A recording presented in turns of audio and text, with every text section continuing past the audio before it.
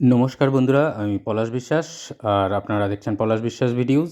আশা করি আপনারা প্রত্যেকে ভালো আছেন আর আপনাদের বাগানের গাছগুলিও ভীষণ ভালো আছে। বন্ধুরা, থাম্বনেল আর টাইটেল দেখে বুঝতেই পেরে গেছেন যে আজকে কোন বিষয় নিয়ে আলোচনা করব।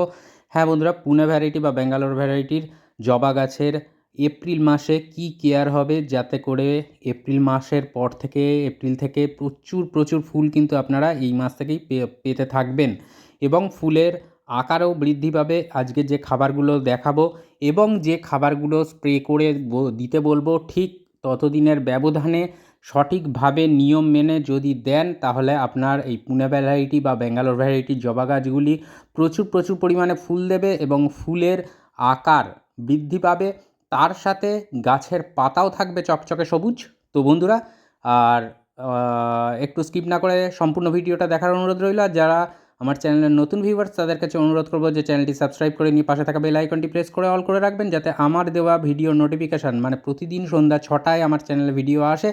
তো সবার প্রথমে অবশ্যই যে কাজটা করতে বলবো সেটা হচ্ছে চ্যানেলটাকে শেয়ার করে দিন সবার মাঝে, বিশেষত যারা বাগান করতে ভালোবাসেন, প্রকৃত বাগানপ্রেমী তাদের মাঝেই কিন্তু দেবেন। না হলে কিন্তু থাক, সব কথা আর বলে লাভ নেই, কারণ কমেন্টে অনেক কিছুই দেখি বলা হয় যে যাই হোক, সেসব কথায় গুরুত্ব না দিয়ে মূল কথায় চলে আসলাম।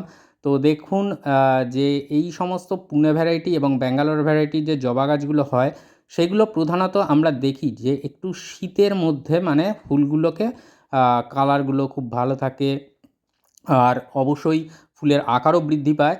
কিন্তু যখন থেকে ধীরে ধীরে গরম পড়তে শুরু করে আমাদের এই দক্ষিণবঙ্গের আবহাওয়া, বিশেষত বা বাংলাদেশের যে দক্ষিণ বাংলাদেশের যে আবহাওয়া, তাতে কিন্তু এই পুনে ভ্যারাইটি বা ব্যাঙ্গালোর ভ্যারাইটির জবা গাছগুলো কিছুটা হলেও ম্রিয়মাণ হয়ে যায় এবং পরবর্তীকালে দেখা যায় যখন বর্ষাকাল আসে তখন কিন্তু অনেক সমস্যা হয়। তো বর্ষাকালের যে সমস্যা, কিচ্ছু হবে না আপনাদের গাছের, এটা কথা দিলাম। সেই সময় তো অবশ্যই কেয়ার দেখাবো। তার আগে এখন গরমের আগে অর্থাৎ এই এপ্রিল মাস নাগাদ আপনারা এই কেয়ারটা করে ফেলবেন। জবা গাছে কী খাবার দিতে হবে, কতদিনের ব্যবধানে দিতে হবে এবং কি পরিচর্যা করলে সুন্দর ফুল আপনারা পাবেন। তো এই জবাটা দেখুন, এই জবা গাছটাতেই আজকে আমি খাবারটা দেবো। এই জবা গাছটা এখন কিন্তু যথেষ্ট বেড়ে গেছে। তার কারণটা হচ্ছে এই জবা গাছটায় একটা পোকার আক্রমণ ঘটেছিল, যে মিলিবাগ, সেই মিলিবাগ এবং জাপ পোকার আক্রমণ ঘটেছিল সেই গাছে। তো সেই ক্ষেত্রে সেটা থেকে রিকভার করে খাবারটা দিতে হবে, তাই এই গাছটা দেখাচ্ছি। তো এইটা আমি দেখাচ্ছি না, কারণ আমি আমার বাগানে যেটা করে থাকি সেটাই আপনাদের দেখাই। এই গাছটা কিন্তু পুরো রেডি হয়ে গেছে, দেখুন ফুলে ভরে গেছে কুঁড়িতে। আর গাছের ভেজিটেটিভ গ্রোথটা দেখে বুঝতেই পাচ্ছেন যে কতটা ঝোপালো হয়েছে আর একসাথে কতগুলো করে ফুল ফুটবে সেটাও আশা করি আপনারা বুঝতে পারছেন। মাত্র 10 ইঞ্চির টবে আছে একটা, বন্ধুরা, গ্লাস টবে। তো গাছটা দেখতেই পাচ্ছেন পিঙ্ক কালারের ফুল হয়, আমি যেগুলো কমিউনিটিতে পোস্ট করি তো সেগুলো দেখতেই পাচ্ছেন। আর প্রত্যেকটা জবা গাছ দেখুন পুরো একদম কিন্তু হাসছে বলা যায় বন্ধুরা। আর প্রত্যেকটা গাছে কিন্তু কুঁড়ি আছে। আর এখনও পর্যন্ত দেখতে পাবেন যে আমার এই জবা গাছে যা ফুল ফুটছে বা কুঁড়ি রয়েছে, তো সেই হিসাবে বুঝতেই পাচ্ছেন যে প্রত্যেকটা ব্রাঞ্চে কিন্তু প্রচুর কুঁড়ি আছে। আর আমি এটা বলে দিই যে সারা বছর ধরে সফট প্রুনিং করে যাবেন, জবা গাছ কিন্তু ঝোপালো হবে বন্ধুরা। আর যত ঝোপালো হবে তত বেশি কিন্তু আপনারা ফুল পাবেন। তো দেখুন, এগুলো আমার কিন্তু পুনে ভ্যারাইটি, ব্যাঙ্গালোর ভ্যারাইটি জবা। দেখতে পাচ্ছেন সাইজ এক একটা গাছের মানে ফুলের সাইজগুলো আপনারা নিজেরাই বুঝতে পারছেন এবং গাছের পাতা দেখুন, একটা পাতাও হলুদ নেই। তো আমি আমার বাগানে করে উপকার পেয়েছি, উপকার পাই, সেই কারণেই কিন্তু আপনাদের সামনে শেয়ার করি। আর অবশ্যই আমি জানি যে আপনারাও কিন্তু এইভাবে কেয়ার করবেন। আর চলুন তাহলে কেয়ারটা বলে দিই। সবার প্রথমে যে কথাটা বলবো, এই সময় কিন্তু একটু পোকার আক্রমণ হয়। জাপ পোকা, যেগুলো কালো গুঁড়ি থাকে, যেগুলো পাতার মানে ডাল, কুঁড়ি আর পাতার মাঝখানে অজস্র কালো দেখবেন পোকা, সেগুলো জাপ পোকা। এছাড়া দেখতে পাবেন মিলিবাগ সাদা রঙের হয়ে থাকে।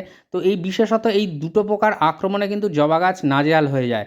তো বন্ধুরা, আমি সেই জন্য বলি যে সপ্তাহে একদিন করে আপনারা নিম অয়েলটা স্প্রে করে যাবেন কন্টিনিউয়াসলি। আর অবশ্যই এই সবের রোগের হাত থেকে বাঁচতে গেলে এক্কা বা একতারা এই জাতীয় কীটনাশক এবং এই ধরনের রোগ পোকার আক্রমণের হাত থেকে বাঁচাতে পারে কাকা।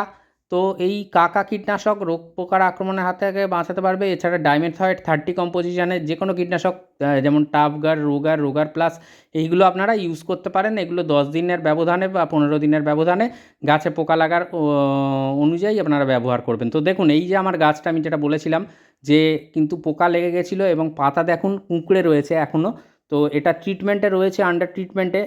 কাকা কীটনাশক আমি স্প্রে করেছিলাম, তারপরে কিন্তু অনেকটাই এই পোকামাকড়ের আক্রমণের যে হাত থেকে পুরোপুরি রক্ষা পেয়ে গেছে, কিন্তু পাতাগুলো এখনও রিকভারি হয়নি, হয়ে যাবে। তো সফট প্রুনিং করে দিচ্ছি কারণ এতে কিন্তু কুঁড়ি এখন নেই।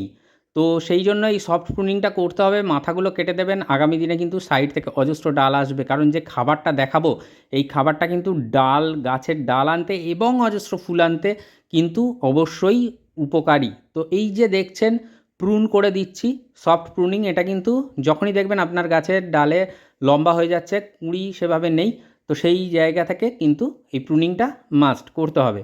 তাহলে কিন্তু গাছের ডালপালা বৃদ্ধি পাবে এবং অজস্র ফুলও আসবে যত ডালপালা বাড়বে, কারণ আমরা প্রত্যেকে জানি জবা গাছের মাথার দিকে কুঁড়ি আসে। তো দেখুন বন্ধুরা, মাটিটা আমি আগে থেকেই এরকম সাইড দিয়ে খুঁড়ে রেডি করে রেখে দিয়েছি একটা রিংয়ের আকারে টবের কিনারা বরাবর। এইখানেই কিন্তু খাবারটা দেব।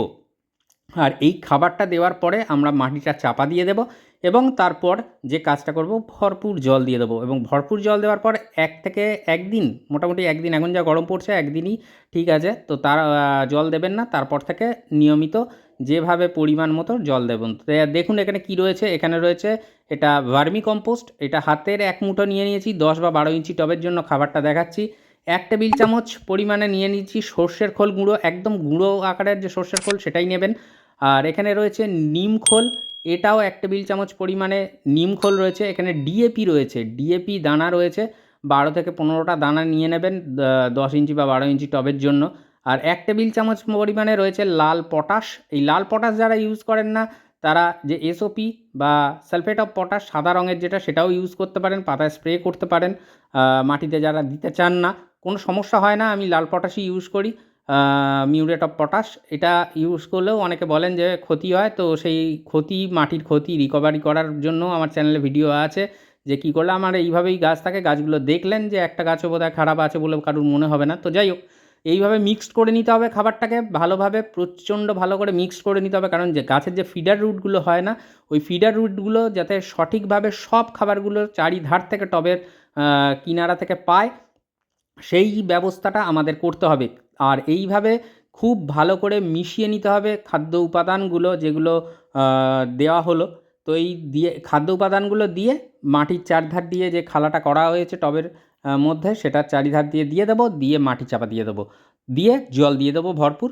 তো হয়ে গেল টবের মাটিতে খাওয়া দেওয়ার ব্যবস্থাটা। এইবারে যে কাজটা করতে হবে, আপনাদের এই টবের মাটিতে যে খাবারটা দিলেন তার ঠিক 3 দিন পরে আপনারা গাছের পাতায় যে কোনো পিজিআর, প্ল্যান্ট গ্রোথ রেগুলেটর, আপনারা স্প্রে করে দেবেন। প্ল্যান্ট গ্রোথ রেগুলেটর কিন্তু ভীষণ ভালো কাজ করবে এই সময় দাঁড়িয়ে। সেই জন্য বলছি যে কোনো প্ল্যান্ট গ্রোথ রেগুলেটর নিতে পারেন, বাজারে প্রচুর প্ল্যান্ট গ্রোথ রেগুলেটর আছে। তো তবু আমি বলে দিই 2-1টা নাম। মিরাকুলান ইউজ করতে পারেন, মিরাকুলান ইউজ করতে পারেন, আপনারা বুস্টার 2 ইউজ করতে পারেন। তো এছাড়াও আরও প্রচুর পিজিআর আছে বা প্ল্যান্ট গ্রোথ রেগুলেটর আছে। সুপার সোনাটা ইউজ করতে পারেন, যেটা একদিকে পোকামাকড়ের হাত থেকেও রক্ষা করবে, অপরদিকে আপনার গাছের পিজিআরেরও কাজ করবে। তো এই কটা পিজিআরের নাম বললাম, এগুলো আপনারা দিয়ে দিতে পারেন। তো এরপরে যেটা দিতে হবে, পিজিআরটা স্প্রে করলেন তার ঠিক 2 দিন বাদে কিন্তু আপনারা যে কোনো একটা মাইক্রোনিউট্রিয়েন্ট বা অনুখাদ্য আপনারা গাছে স্প্রে করে দেবেন। আর যাদের গাছের পাতা হলুদ হয়ে আছে তাদের গাছের ক্ষেত্রে এই অনুখাদ্য কিন্তু বিশেষ কাজ করবে, কারণ এই অনুখাদ্য বা মাইক্রোনিউট্রিয়েন্টের মধ্যে কিন্তু সব ধরনের গুণ রয়েছে যেগুলো এই পাতা ধরা, পাতা ঝরে পড়া, হলুদ হয়ে যাওয়া, কুঁড়ি ঝরে পড়া, কুঁড়ি হলুদ হয়ে যাওয়া, এইগুলো সমস্যা থেকে কিন্তু মিটিয়ে দেবে যে কোনো অনুখাদ্য বা মাইক্রোনিউট্রিয়েন্ট। আপনার বায়োভিটা এক্স ইউজ করতে পারেন, আপনারা অ্যাগ্রোমিন গোল্ড ইউজ করতে পারেন, মোবোমিন ইউজ করতে পারেন। এরকম প্রচুর অনুখাদ্য বা মাইক্রোনিউট্রিয়েন্ট পাওয়া যায়, বিভিন্ন কোম্পানির নামের হয়। তো যে কোনো একটা ভালো দেখে নিয়ে আপনারা এটা পাতায় স্প্রে করে দেবেন, আর সকালের দিকে করবেন। আর যে কোনো কীটনাশক আপনারা বিকেলে বা সন্ধ্যার দিকে করবেন, আর যে কোনো পিজিআর বা যে কোনো ধরনের অনুখাদ্য আপনারা কিন্তু সকালের দিকে করবেন, যখন সূর্যের আলো আপনার বাগানে এসে পৌঁছাবে না, তো সেই সময়। তো এই যে খাবারগুলো দেওয়া হলো, এরপর 1 সপ্তাহ পর থেকে এই মাটিতে খাবার দেওয়ার 1 সপ্তাহ পর থেকে সরিষার খোল পচা জল আপনারা কিন্তু চালু করে দেবেন এবং এই সরিষার খোল পচা জলটা মাসে একবার করে সপ্তাহে একবার করে চলতে থাকবে। আর এই যে খাবারটা দিলেন এটা মাটিতে 15 দিনের ব্যবধানে দিতে থাকবেন। তো এইভাবে কেয়ার করলে জবা গাছে এপ্রিল মাসে ফুলে ভরে থাকবে।